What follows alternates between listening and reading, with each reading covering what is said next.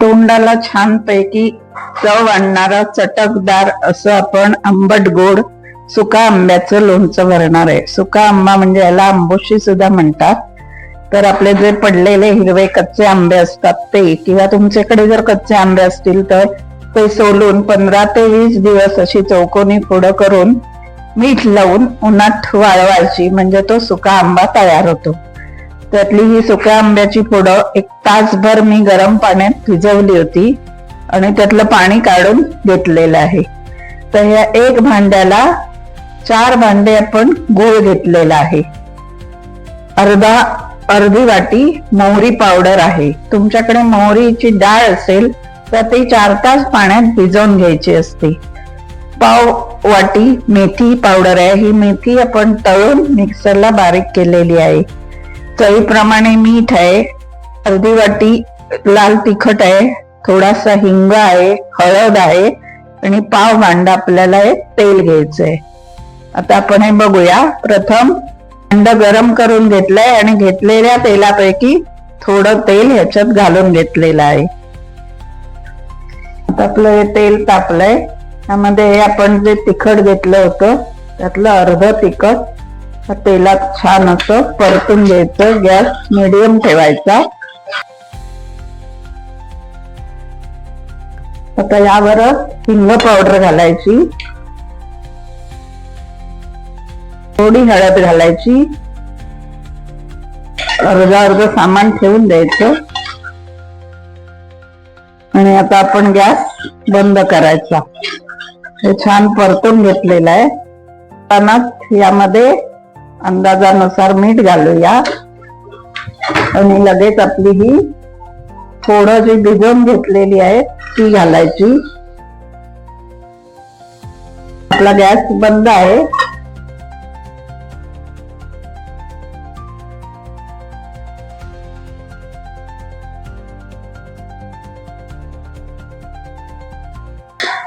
मध्ये बाकीचे जिन्नस घालूया. ही मोहरी पावडर घातलेली आहे. मेथी पावडर 2 चमचे घातलेली आहे. उरलेला तिखट घातलेला आहे. उरलेला हिंगही थोडा घातलाय. थोडी हळद आणि थोडं मीठ. तर हे सगळं परत मिक्स करून घेऊया.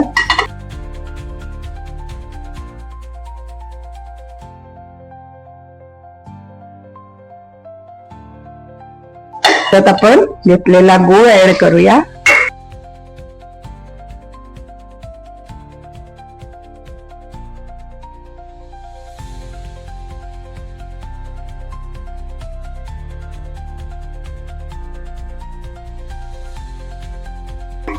गॅस लावूया आणि बारीक ह्याच्यावर हे आटवूया. या गोळाला आता पाक गोळाचं तयार होईल आणि त्यामध्ये आपल्या या सुक्या आंब्याच्या फोडी आहेत त्या मुरतील.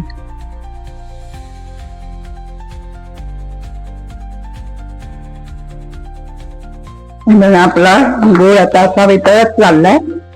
हा पूर्णपणे वितळून त्यातला पाण्याचा अंश जाईपर्यंत आपण हे असं सतत ढवळत राहायचं, नंतर खाली लागू शकतं. साधारण 20 ते 25 मिनिटात आपलं हे लोणचं तयार होतं.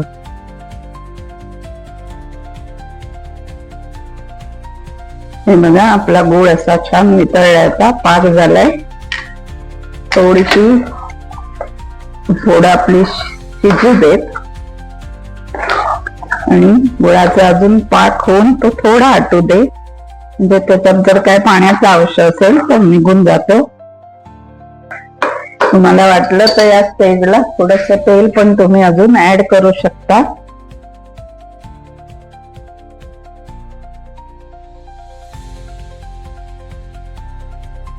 हे लोणचं तुमचं वर्षभरही राहू शकतं हवा बंद ठेवलं तर.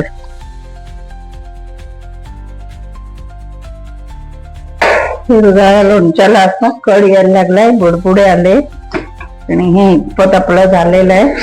हे गरम आहे, गार झाल्यावर अजून थोडं घट्ट होईल.